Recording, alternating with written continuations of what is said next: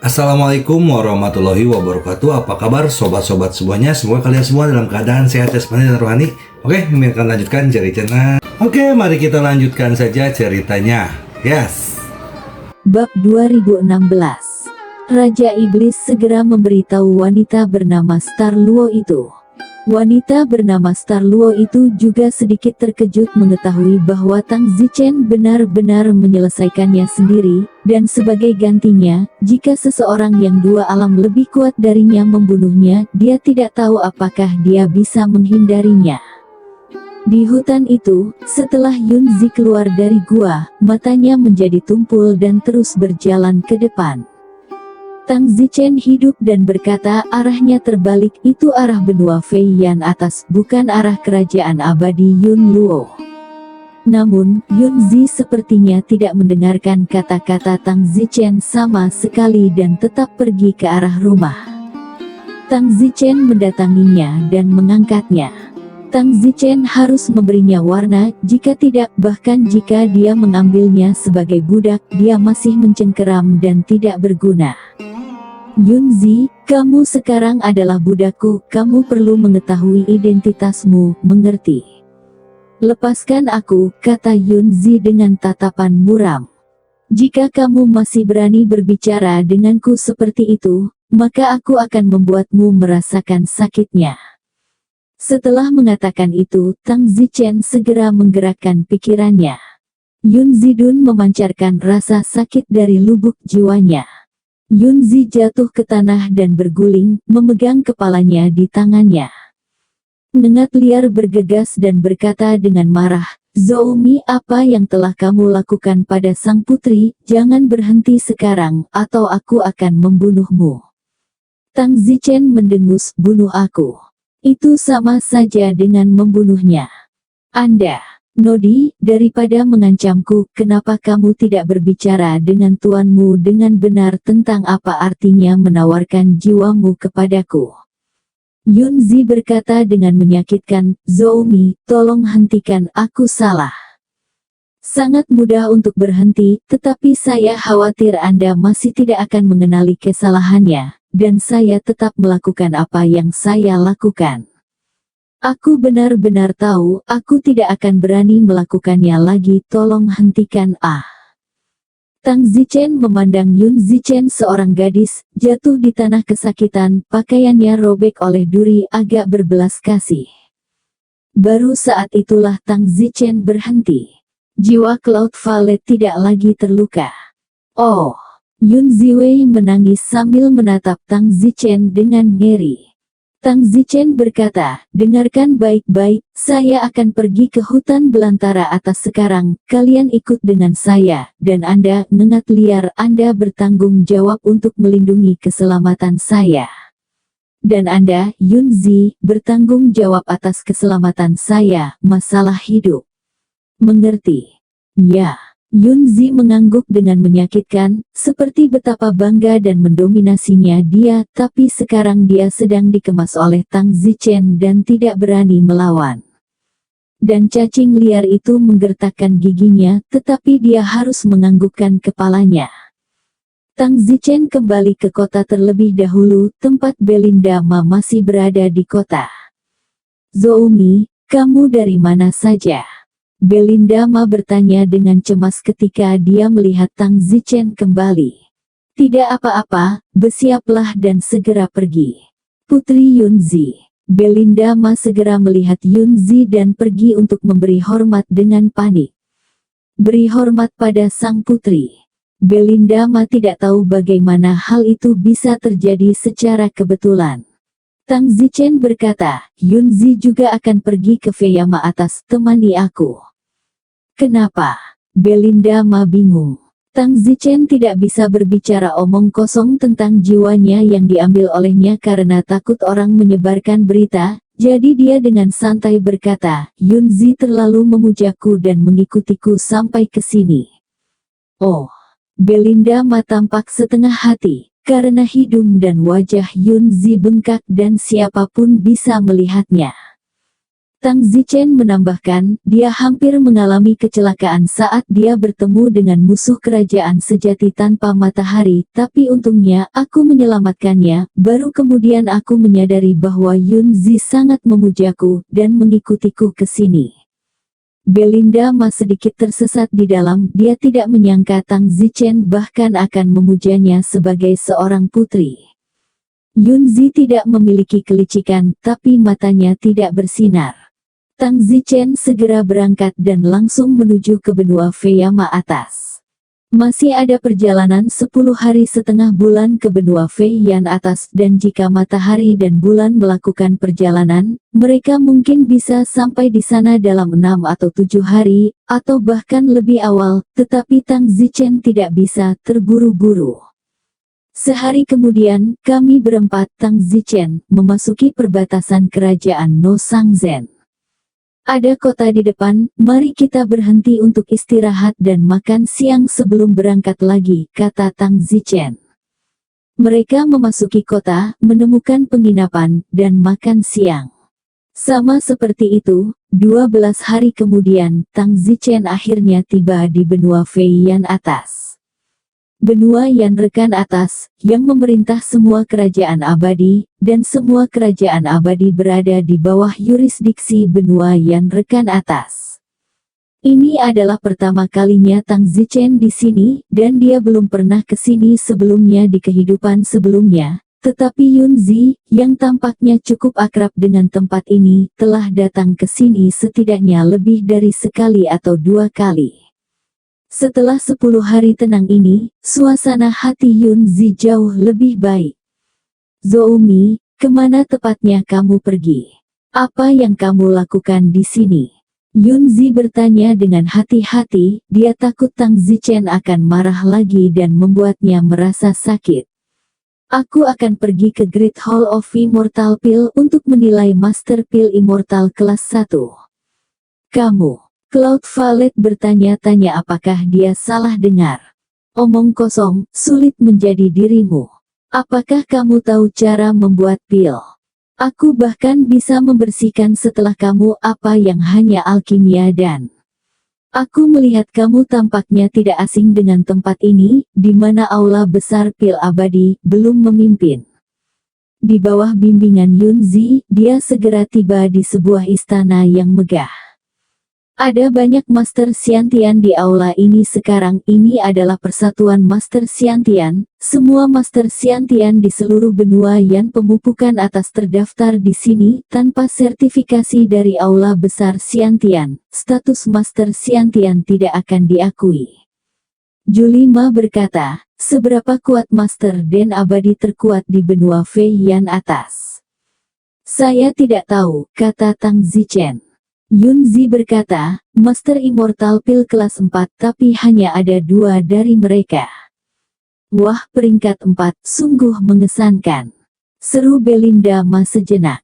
Tang Zichen tidak mengatakan apa-apa, lagi pula Tang Zichen tidak berani mengatakan bahwa dia bisa menjadi peringkat 4 di masa depan.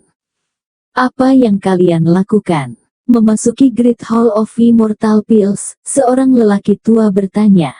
Halo, saya di sini untuk menilai status saya sebagai Master Pill Immortal tingkat pertama, kata Tang Zichen. Siapa tuanmu? Pria itu bertanya. Tang Zichen menggelengkan kepalanya dan berkata, apakah harus seorang master tanpa master? Tanpa master, lalu siapa yang mengajarimu cara membuat pil abadi? Apakah harus ada yang mengajarkannya? Tidak bisakah saya belajar sendiri? Hahaha, lelucon apa? Membuat Immortal Pills adalah hal tersulit di dunia. Kamu benar-benar mengatakan belajar mandiri. Apakah kamu menghina kami Master Immortal Pill? Orang tua itu benar-benar marah. Tang Zichen melihat ke dada lelaki tua itu, dan ada penanda identitas yang tergantung di dadanya, Master Pill abadi kelas 2. Tang Zichen menjadi malu dan berkata, seorang peringkat 2 Xian dan Master benar-benar berani untuk menjadi sangat marah. Apa? Jangan tersinggung, kamu hanya level 2 Xiantian, jangan bertingkah seolah kamu sangat kuat. Baiklah, aku akan mendaftar. Kamu bocah, beraninya kamu begitu sombong, keluar dari sini, kamu tidak ingin memiliki penilaian tanpa izinku, bahkan jika kamu benar-benar seorang level 1 Xian dan Master, kamu tidak ingin memilikinya, status ini. Setelah mengatakan itu, lelaki tua itu berteriak, "Pengawal, ledakkan dia." Tiba-tiba, keluarlah seorang pria pramortal immortal dengan tatapan mengancam. Tang Zichen hanya bisa keluar dari Immortal Hall terlebih dahulu. Benar-benar bingung, dialah yang mencibir padaku dulu, aku hanya berbicara tentang belajar mandiri, dia benar-benar mengira aku menghina pilar abadi dan marah padaku, sial. Tang Zichen sangat marah sehingga dia menendang vas bunga di luar Immortal Pilar Hall. Orang tua yang merupakan Master Pil Abadi kelas 2, yang mungkin mengira dia adalah Master Pil Abadi kelas 2 dan sangat kuat, tiba-tiba mendengar Tang Zichen berkata otodidak dan mengira dia telah mencemarkan profesi yang sakral dan mulia, tapi dia sebenarnya bisa belajar sendiri, merasa identitasnya tiba-tiba diremehkan, tak heran hal itu membuatnya marah. Yunzi berkata, "Setiap guru abadi sangat bangga dengan status tinggi mereka. Anda baru saja mengatakan belajar sendiri, itu benar-benar membuat orang itu merasa bahwa dia telah meremehkan profesinya. Awalnya saya otodidak, saya hanya mengatakan yang sebenarnya." Tang Zichen tertekan. Kumbang liar itu bertanya dengan curiga, "Kamu benar-benar otodidak? Kamu tidak akan dengan sengaja menipu orang untuk meningkatkan bakatmu, bukan?" Tang Zichen mendengus, "Statusku sudah sangat tinggi, apakah aku perlu menaikkannya lagi?" Nengat liar tidak punya apa-apa untuk dikatakan dan bersenandung, "Di mana kamu lebih tinggi, bagaimana perasaanku kamu rendah dan menyedihkan." Tang Zichen menarik Yunzi, mencium Yunzi di depan umum, dan berkata, "Aku bisa mencium dan tidur sebanyak yang aku mau. Putri jenius dari kerajaan abadi Cloud Gong, menurutmu statusku tinggi atau rendah?" Cacing liar itu memerah karena marah dan berkata, "Zoumi, kamu tidak perlu mempermalukan sang putri. Jangan repot-repot berbicara omong kosong denganmu." Belinda Ma tampak malu. 10 hari terakhir kontak Belinda Ma sudah sangat meragukan apakah Yunzi benar-benar memuja Tang Zichen terlalu banyak untuk diikuti. Pada saat itu, Yunzi berkata, "Apakah Anda yakin Anda adalah Master Pil Immortal kelas 1? Mampu memperbaiki Pil Immortal kelas 1? Benar. Maka kamu bisa mulai dengan melaporkan identitas Master Chen, dan mengatakan bahwa kamu adalah murid Master Chen dari bakat kerajaan abadi Yunluo." Mengapa saya harus melaporkan identitasnya untuk menambah kemuliaannya?" Tang Zichen berkata dengan jijik. Jika Tang Zichen benar-benar menilai status Master Immortal kelas 1, statusnya sangat tinggi, Master Chen memiliki Master Immortal tambahan murid dan statusnya menjadi lebih tinggi, bagaimana mungkin Tang Zichen memberinya keuntungan ini? Yunzi juga berkata, "Saya memiliki kerabat di benua Feiyan atas, mengapa saya tidak pergi mencari kerabat saya? Kerabat saya juga orang yang sangat kuat di benua Feiyan atas, mungkin dia dapat membantu Anda memikirkan cara." Tang Zichen ragu-ragu dan mengangguk, "Oke. Kalau begitu ikut aku." Tang Zichen memaafkan Yunzi tidak berani memainkan trik apapun. Tang Zichen tidak perlu memohon kepada siapapun. Tetapi Tang Zichen tidak dapat menghubungi Raja Iblis, jika tidak, mungkin ada orang lain yang dibudidayakan oleh iblis. Raja membantu. Raja Iblis telah mengatakan bahwa orang lain yang dia kembangkan memiliki status yang sangat tinggi sehingga bahkan Kaisar Kerajaan Abadi Yunluo harus memperlakukannya dengan hormat ketika dia melihatnya. Setelah itu, Tang Zichen mengikuti Yunzi ke kediaman yang sangat indah di benua Feiyan atas. Yunzi berkata, "Ini adalah rumah sepupuku, pamanku juga dewa bumi yang kuat. Setelah kamu masuk, jangan bicara omong kosong." Setelah mengatakan itu, Yunzi mengetuk pintu, segera setelah seorang kepala pelayan membukakan pintu. "Kamu adalah Yunzi kan?" "Ya." Selamat datang Putri Yunzi, aku akan segera memberitahu sepupumu dan sepupu mereka. Yunzi sibuk, paman, bibi, dan yang lainnya tidak ada di sini.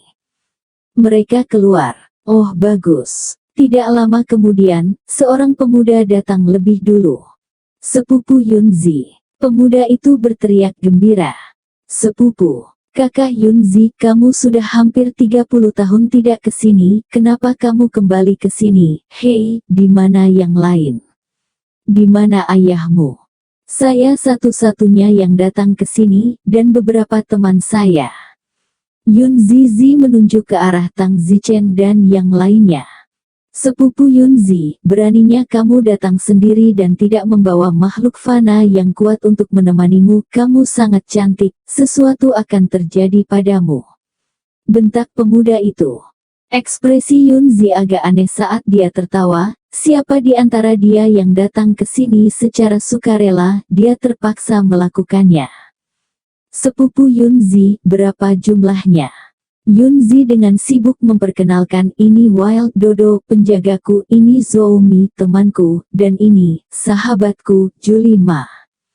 Oh, Zoumi, kenapa nama ini sama dengan nama orang nomor satu kerajaan Cloud Gong Immortalmu lebih dari 50 tahun yang lalu, kata sepupu Yunzi. Tang Zichen kesal di dalam, sungguh. Yunzi hanya mencemooh sedikit dan tidak membela Tang Zichen. Tang Zichen tidak ingin tinggal di sini lagi dan berkata, Yunzi, kamu juga sudah melihat mereka, kita harus pergi.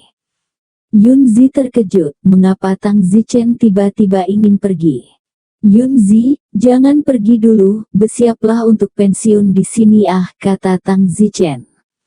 Zoumi, kenapa kamu tiba-tiba terburu-buru, kata Yunzi dengan sangat enggan. Tang Zichen berkata, tempat yang bahkan tidak tahu bagaimana menghormati, mengapa tetap di sini, pergilah. Nada bicara Tang Zichen tidak bisa dinegosiasikan. Namun, sepupu Yunzi agak bingung, sibuk bertanya, sepupu ada apa, kamu seorang putri, kamu seorang teman, mengapa kamu begitu bertele-tele? Aku, Yunzi benar-benar buruk untuk dikatakan, jadi dia berkata, sepupu, karena temanku tidak ingin berada di sini, kita akan pergi dulu kamu bisa memberitahu paman dan yang lainnya. Sepupu, kamu tidak bisa pergi, kamu datang ke Pulau Vernia atas, bagaimana aku bisa membiarkanmu tinggal di tempat lain? Oke, barusan mulut sepupu yang menyakiti temanmu tidak apa-apa jika aku meminta maaf kepada dia. Sepupu Yunzi berkata kepada Tang Zichen, maaf, saudaraku, aku hanya salah bicara dan tidak terlalu memikirkannya sebelum mengatakannya, tolong jangan salahkan aku. Aku yakin namamu, perasaan pertama masyarakat umum adalah seperti itu, mengasosiasikanmu dengan orang itu. Tang Zichen mendengus, seolah dia tidak terlalu menghargainya. Sepupu Yunzi juga berbahaya di dalam dan berkata di dalam hatinya, bajingan kecil, jika bukan demi sepupuku aku akan mencubitmu sampai mati dan berani menjadi tinggi dan perkasa di depanku. Yunzi sibuk dengan Tang Zichen berkata, Zoumi, sepupu saya telah meminta maaf kepada Anda tidak boleh marah, Anda adalah orang yang murah hati, oke. Mari kita tetap di sini, selain itu, kita tidak punya tempat lain untuk pergi. Tang Zichen berkata, baiklah kalau begitu, demi kamu aku akan dengan enggan tinggal di sini. Dahi sepupu Yunzi hendak mengeluarkan garis-garis hitam, tetapi dia sebenarnya enggan melakukannya, dan yang terpenting, sepupu Yunzi, mengapa dia begitu akomodatif kepada orang ini? Mungkinkah ada sesuatu tentang pria ini? Sepupu Yunzi tidak mengatakan apa-apa untuk sementara waktu karena berbagai pertimbangan. Setelah itu, beberapa pria dan wanita lagi datang, semua memanggil Yunzi sebagai sepupu, sepupu dan sebagainya, mereka tampaknya sangat dekat, ini harus menjadi keluarga ibu Yunzi. Beberapa orang, tentu saja, Tang Zichen tidak punya siapa-siapa untuk diajak bicara dan ditinggalkan sendirian, tetapi Tang Zichen tidak peduli, toh ada tempat makan dan menginap gratis, jadi mengapa menolak? Sepupu, perjamuan sudah disiapkan, ayo makan dulu, paman dan bibimu, mereka mungkin baru akan kembali besok. Yunzi berkata kepada Tang Zichen, Zhou-Mi, Belinda, Nodi, ayo makan malam. Sikap Yunzi terhadap Tang Zichen bertindak sangat alami, seperti seorang teman, karena dia juga takut orang akan melihat bahwa dia telah menjadi budak Tang Zichen, lagi pula itu bukan hal yang mulia. Tentu saja, Tang Zichen tidak akan bersusah payah untuk menunjukkannya, lagi pula itu tidak akan ada gunanya bagi Tang Zichen jika orang mengetahuinya, dan dia bahkan mungkin menggunakan kerabat Tang Zichen untuk memaksa Tang Zichen membubarkan hubungan. Sesampainya di restoran, sepupu Yunzi, sepupu dan yang lainnya menemaninya makan. Sepupu bersulang untukmu. Ya, terima kasih, sepupu. Sepupu, aku akan bersulang untukmu juga. Terima kasih sepupu. Semua orang sangat baik dengan Yunzi, dan ketiga Tang Zichen, tidak ada yang melihat mereka sama sekali, membuatnya terlihat seperti sedang mencari makanan dan minuman. Namun, Tang Zichen juga berkulit tebal, berdiri, mengambil sepotong besar daging, menyerahkannya kepada Yunzi, dan berkata, Yunzi, makanlah sepotong daging. Suasana canggung seketika. Tapi apa yang bisa dilakukan Yunzi, sibuk tersenyum, terima kasih Zhou-Mi, kamu juga makan. Bagus. Sepupu Yunzi, semakin dia memandang Tang Zichen, semakin dia tidak senang, sungguh sial, dia hanya bisa bertahan. Pada saat ini, sepupu Yunzi berkata, sepupu, setelah makan siang pada sore hari, sepupu akan membawamu ke Gunung Naga untuk bermain oke. Sekarang perjalanan naga lebih menyenangkan dari sebelumnya. Ya, Yunzi sibuk menganggukkan kepalanya, dia biasa pergi ke Gunung Longyu setiap kali dia datang ke Pulau Feiyan atas. Namun, Tang Zichen tiba-tiba berkata, Yunzi, ada hal lain yang harus kita lakukan di sore hari, jadi kita tidak bisa pergi. Sepupu Yunzi menahan amarahnya dan berkata, Hei, Zhou-Mi, kamu tampaknya terlalu bertanggung jawab, sepupuku adalah putri suatu negara, apa yang kamu lakukan? Beraninya kamu membatasi kebebasannya.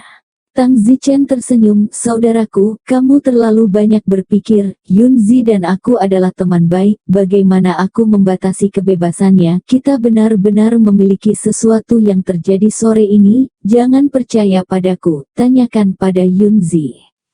Sepupu, jangan berani apa-apa, kesampingkan semuanya untuk saat ini, kata sepupu Yunzi. Bersambung.